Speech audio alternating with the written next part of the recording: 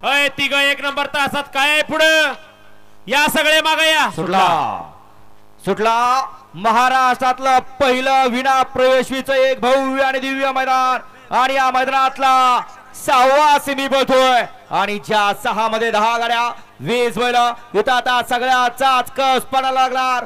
शेवटच्या क्षणी कोण होतोय फायनलचा मानकरी अतिशय सुंदर आणि शेवटच्या क्षणाला गुरुभाईनं बाजी मारली. या फाटीचं आणि त्या बैलाचं समीकरण आहे. जेव्हा जेव्हा मैदान होता तवा तवा फायनलचा मानकरी ठरतो असा हा ग्रुप आहे.